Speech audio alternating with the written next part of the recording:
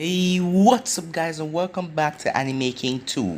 And today I'm going to be giving you part 11 of Naruto, the God of Shinobi. Get this one to 100 like as usual. Remember to share to all of your friends on your social media platform. And I am also going to be posting what if Tsunade was Naruto's mother on my main channel. And what if Naruto was trained to be a mercenary also. So remember to go ahead and check them out and enjoy. So yeah, without further ado, let's get straight into this. Start the intro. You can change.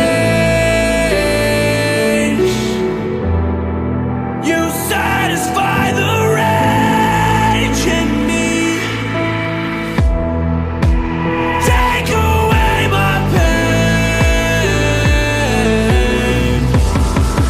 You satisfy the rage in me. So the last time we left off, Naruto went to train his new dojutsu and Kurama's power. Meanwhile, the rescue team that came for Gaara faced off against Itachi and Kisame. After they were defeated, they crumbled up and a totally different face came over, showing that that was not the real Itachi and Kisame. After that, we went to Sasuke and his team and Mikato, where they had an encounter with Hidan and Kakuzu. As Jugo went to face off against Kakuzu, Kakuzu took out one of the monsters from his back as it used a wing pressure style technique and blast Jugo away on blank range. Sasuke asked Karin if Jugo is okay as she shook her head, signaling that he's dead. As Sasuke got pissed, he got up as he was ready for the battle. So yeah, that was the last time we left off, so let's get straight into this new episode. Kakuzu came out of the smoke as he was unarmed. Well then, that's that, one is down, he said as he then took notice as Sasuke was walking towards him. I should be able to get some money or a bounty for this brat, he thought, as Hidan suddenly appeared right next to him. This one is mine. You already had yours. Mikato then looked at Karin. Is the other boy still alive? As she was talking about Suigetsu. Yes, he's just knocked out.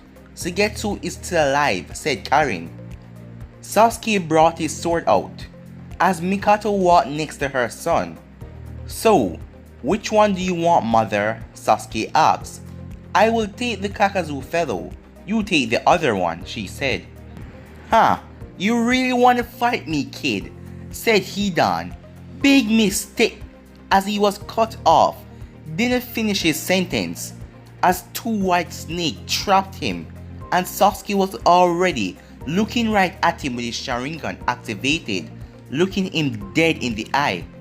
What is this? Screamed Hidan, as the snakes tightened their grips on him.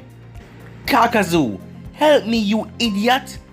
Kakuzu didn't even move an inch, as Sasuke made one quick slicing motion as Hidan's head was sent flying. That is not going to be enough, thought Mikato. You brat! Hidan's head said from the ground. Sasuke's eyes widened for a bit before going back to his emotionless look. Look at what you did to me. Hidan won't be able to keep that up. It isn't his real body, thought Kakuzu, because the real Hidan and Kakuzu were currently working on the extraction of the one tail. Sasuke instantly formed a Chidori on his left hand. As Hidan's eyes widened, Kakuzu, get over here. Chidori, Sasuke said, as he brought down the jutsu to destroy Hidan's head. Well, that is over with, thought Kakuzu. If it weren't for that immortality of his, I don't think that the Akatsuki would have recruited him, said Mikato, as Hidan's body then changed into a different form, signaling that it wasn't the real Hidan. Mikato took out her own sword from her back as the two black creatures stood next to Kakuzu. Both creatures rushed at her, but she did not split, making them go above her. As she rushed towards Kakuzu, as her sword started to be coated in flame. She can infuse her element into her sword like Sasuke, thought Karin as she was watching the fight from a distance. As Mikato sensed one of them coming from behind her, she flipped over and she put down her sword, slicing the mask in half. She then felt one of them coming behind her as it opened his mask and fired wind bullets at her. She quickly flipped around and thanks to her Sharingan, she was able to dodge them all as she rushed at the other one intending to destroy it. Kakuzu then appeared right next to her from her left. I cannot let her take out another one of my hearts. She dodged his first strike as she jumped upwards as she already complete a set of hand signs. Fire style, great fireball jutsu, damn it, shouted Kakuzu as he quickly created a earth spear to try and protect himself from the damage. Mikato landed a few feet away from him, so the rumors about him having all the elements seemed to be true. Kakuzu came out of the smoke, part of his outfit burned. That fireball was strong, stronger than Itachi. Damn it, I already lost my water element, and now I lost fire. Damn it, that could have been a great counter against her fire attacks. Oh well, as long as I have my earth element, my earth spear should provide me with the protect that I need. She then focused on his back, knowing that the masks all represent hearts for him, as she then smirked to herself. So that is how he does it. He takes a shinobi heart with this strong element and it allows him to do the element as well. Not only that, it also allows him to live longer. Another fool, trying to find a way to be immortal. As another black creature run at her, his mask then open again. Wind style, great breakthrough. Mikato did something that Kakuzu wasn't expecting.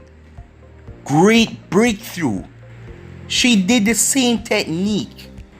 As the technique clashed into each other's. As while she did that, she run through some hand signs. Fire style, fire whirlwind. The wind mask that was still heading towards Mikato was destroyed by the fire jutsu. Damn it, thought Kakuzu. I forgot that Sharingan can also copy jutsus. Obviously wind isn't her element, but it gave her the perfect amount of time to do her element. And now I lost another element, not to mention the fact that I almost used up all of my chakra to the wind jutsu earlier. I shouldn't have used it on a punk like that, he said, as he remembered he used lot of power in that jutsu against Jugo. Although Jugo is dead, he shouldn't have wasted so much chakra. Mikato then sighed, well, as fun as this has been, we really need to get going. Kakuzu then tensed up. Whoever this woman is, she is dangerous and he knew it. She then ran through hand signs at an incredible speed, not even he can see them. Her mastery of the fire element was really advanced. As he was preparing to dodge, since he didn't have any protection against her fire jutsu other than his earth spear, he then realized that he couldn't move his legs. As Mikato smirked, about time you notice those ninja wires around your lower body. When did you set them? He asked as he was so shocked. When I rushed at you earlier, she said. I didn't even know. How could she have done it so fast? He said to himself. Till next time, she said. Fire style, incinerating wall, as she created a wall of fire, as Kakuzu simply gave up, as the wall of fire incinerated the body. Sasuke along with Karin watched with wide eyes, with an unconscious Shigetsu. Well, Karen had the wide eye, but Sasuke was still impressed nonetheless. Mikato then looked back at them. Well then, let's get a move on. As we skip a little of time as Itachi stood with his mouth open wide as he couldn't believe it. The person who he thought he killed years ago, his mother, now stood in front of him. "You've gotten taller," said Mikato. With a small smile, Itachi just had his mouth open as he couldn't believe it. "As nice as this is, Itachi, you mind telling me who this woman is?" said Kisame as he was a bit irritated. "She's my mother," Itachi answered softly, as Kisame's eyes go wide before a soft grin broke out. "What? I thought you killed your entire clan." "I thought so too," thought Itachi as he gazed at his mother. Mikato shook her head as she put her hands on her hips. Now, is this any way to treat your mother? Am I going to have to discipline good manners into you again?" she asked. "How are you alive?" he asked, breaking out of his shock. "You shouldn't believe everything you see, Itachi," she said as she grinned at him. Itachi's eyes narrowed. How, he thought, I didn't sense any genjutsu back then.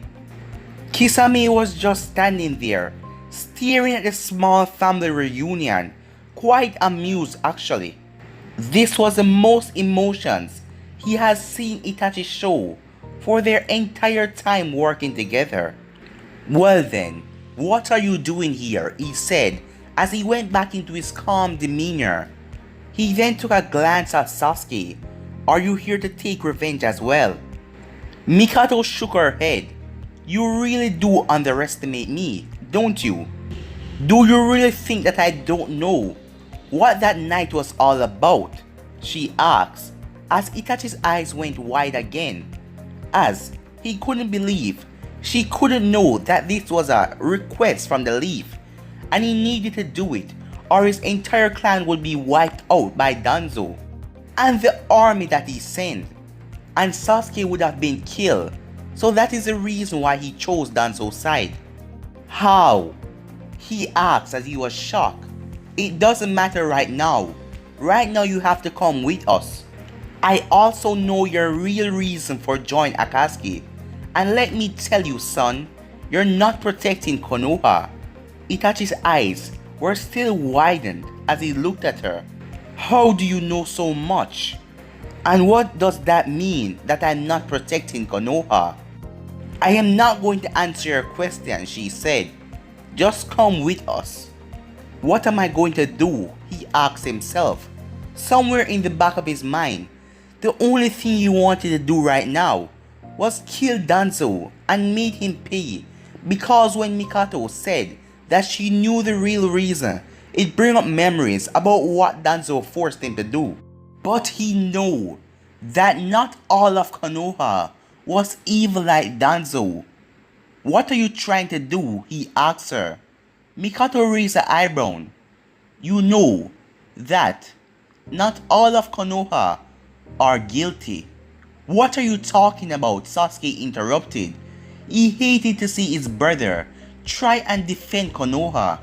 "They are all responsible, going about their lives smiling, not caring about all that they did to the Uchihas." Itachi just looked over at Sasuke. "Did what exactly? Don't forget, the village leaders are the ones that made all the decision, not the villagers."